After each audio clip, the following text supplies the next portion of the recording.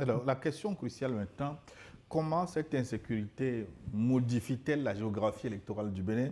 Y a-t-il un risque, Luc, de voir des zones entières privées de vote? Concrètement, comment organiser des élections dans des communes comme Karimama ou Banikwara sous menace permanente?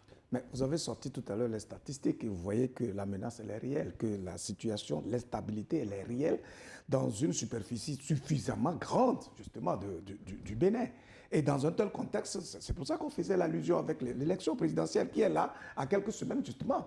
Alors, tant qu'il y aura cette instabilité-là, tant qu'elle va aller crescendo au point où le peuple ne peut donc même pas penser d'abord à comment vivre avant de penser à aller mettre un bulletin dans l'urne, ça veut dire que la situation devient plutôt chaotique et très difficile. Et ce qui pourrait justifier éventuellement, c'est ce que j'étais en train de dire, et éventuellement un report de l'élection présidentielle là, au Bénin, d'autant plus qu'on ne peut pas organiser une élection présidentielle qui est censée légitimer un citoyen à la tête du pays qui va gouverner au nom de ce peuple si l'entièreté du territoire n'est pas conquise, n'est pas sous l'emprise de l'État et que les citoyens dans leur ensemble ne peuvent pas véritablement se prononcer et désigner la personne qui serait la mieux indiquée pour les conduire. Et donc ça veut dire que cette situation est une situation sérieuse. Si elle n'est pas contrée, si elle n'est pas maîtrisée et qu'elle s'amplifie,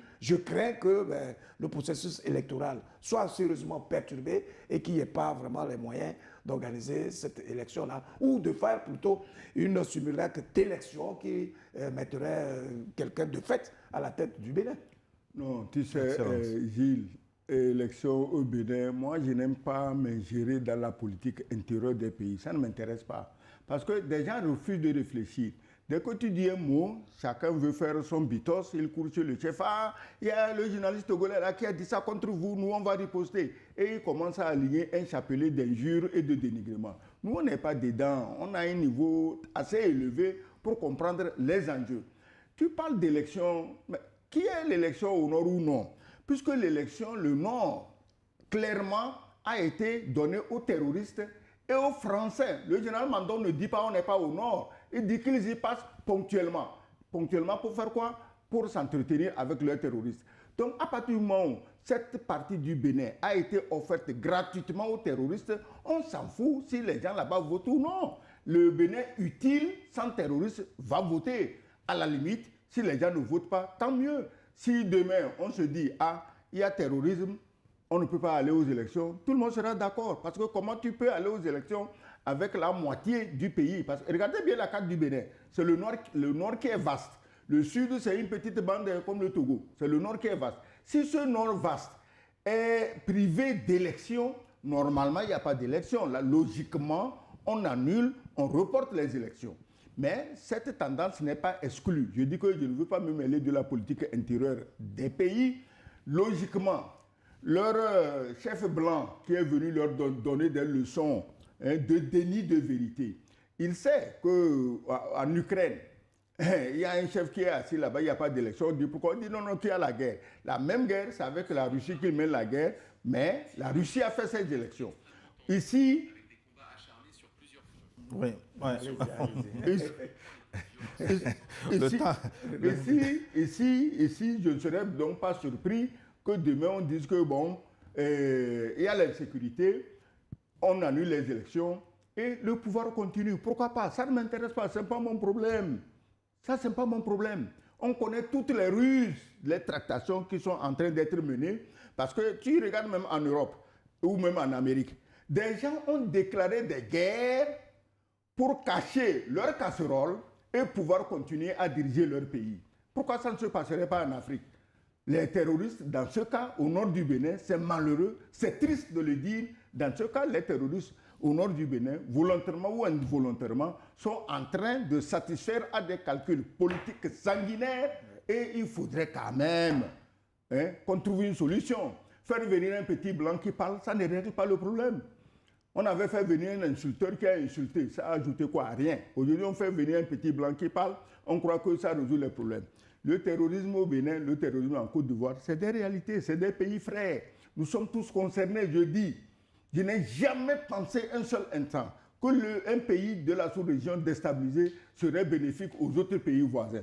Ceux qui le pensent, ils ont quand même des armées, ils ont quand même des conseillers militaires, ils ont quand même des conseillers diplomatiques pour leur dire que cette façon de penser-là, ça va finir comme l'Amérique est en train de finir en Iran. Fiasco total sur toute la ligne. Alors on va revoir le calendrier électoral. Le premier tour de la présidentielle, c'est prévu pour le 12 avril.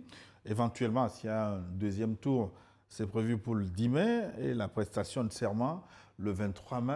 Est-ce que ce calendrier va tenir, Luc Abaki? Parce que le climat politique lui-même était déjà tendu avec les candidatures invalidées du principal parti d'opposition, les démocrates, et le terrorisme qui s'empare un peu d'une partie, en tout cas importante, du territoire béninois. Est-ce que ce calendrier va tenir ou le terrorisme peut servir de prétexte pour reporter les élections et organiser un glissement du mandat présidentiel? Le moins que l'on puisse dire, c'est que les conditions ne sont pas réunies en l'état actuel des choses pour qu'on puisse avoir une élection sereine qui légitimerait un candidat à la tête du Burkina, du Mali, du Bénin, tout simplement.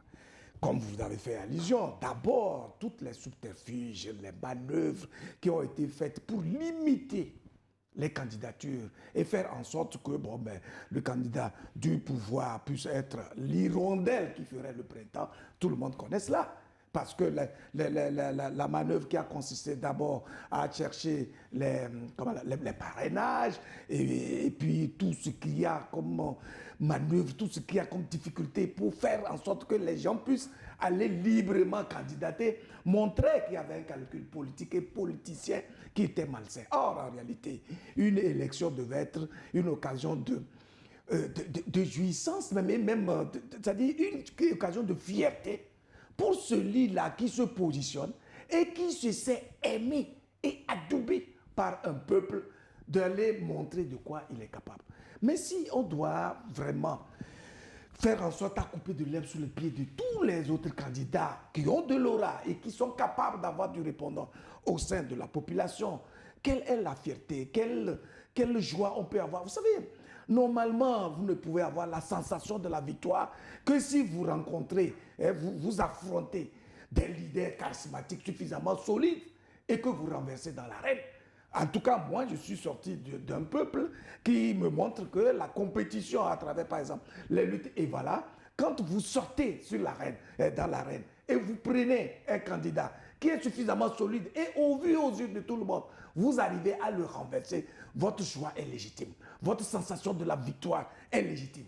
Mais si vous devez éliminer tous ceux qui sont solides, caïds et qui sont capables justement de répondre avec une certaine énergie pour aller prendre des menus fruitiers et dire après tout que vous avez gagné, c'est quand même de la lâcheté. Ça n'a aucun sens de noblesse, aucun sens d'élévation.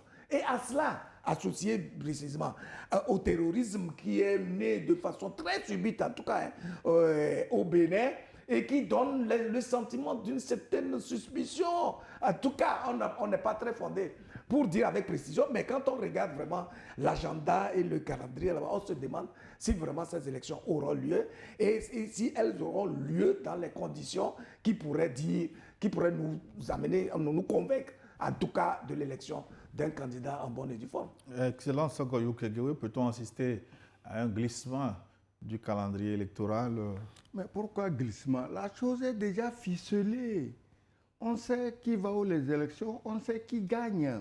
Pourquoi ficeler? Il y a deux candidats, pour rappel, Romuald Wadani et Chabi Talata, le premier duo. Le deuxième duo, moins connu, Paul Humpe et Judikaël Houanou. Oui, d'accord. Moi, je respecte les candidats. Je n'ai rien à dire pour ou contre. Je les respecte.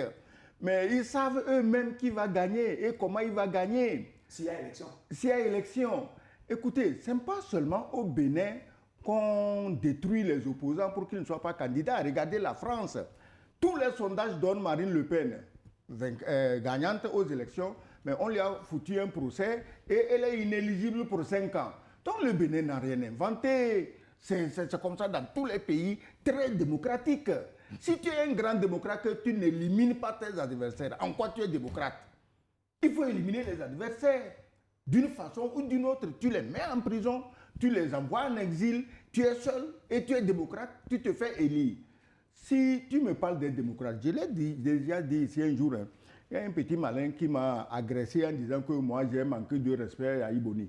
Mais qui peut manquer de respect à Yahya Boni? Le président Yahya Boni a été le président le plus cool. Il a fait des chantiers énormes, il ne s'en vantait pas. D'ailleurs, beaucoup des chantiers qui continuent aujourd'hui. Dit qu'il ne s'en vantait pas. Pardon? Dit qu'il ne s'en vantait pas. Il ne s'en vantait pas, non. Il le faisait avec beaucoup de modestie, d'ailleurs. Je ne suis pas sûr. Laisse-moi parler. Donc, beaucoup de chantiers, après lui, ont été continués. C'est normal. Il y a ce qu'on appelle la continuité de l'État. Et il faut être reconnaissant au pouvoir nouvellement arrivé de continuer ce que son prédécesseur a fait. Parce que dans certains pays, comme c'est mon prédécesseur, moi, je ne fais pas ça. Non, les Béninois ont continué. Avec Talon, ils ont continué sur le travail de Yahya Boni. Donc, on ne peut pas manquer de respect à Yahya Boni. Mais ceux qui sont autour de Yahya Boni, qui croient qu'il suffit d'aller lui raconter une farce pour avoir des faveurs, c'est eux le problème. Parce que moi, je me suis toujours demandé qu'est-ce que les démocrates cherchent dans cette galère. Comment les démocrates vont aux élections alors que leur représentant aux dernières élections est en prison? Tu peux marcher sur ton ancien candidat en prison pour aller être candidat aux élections. Tu as vu ça où? Ça se passe où? Donc, les démocrates, s'ils se sont retirés ou s'ils ont été marginalisés, quelque part, eux-mêmes, ils ont préparé le terrain à la marginalisation. Et ce n'est même pas la peine qu'on nous accuse d'avoir dénigré celui-ci ou celui-là. Je ne me mêle pas de la politique intérieure du Bénin, mais il y a quand même des faits, il faut les souligner, parce que les Béninois écoutent et ils savent ce qui se passe. Alors, mais sur cette question, avant que vous nous posiez la question, sur cette question du terrorisme au Bénin, c'est-à-dire, quand je vois par exemple que le Bénin, le Burkina Faso s'associent à la France pour trouver des solutions au terrorisme, ça me fait rire.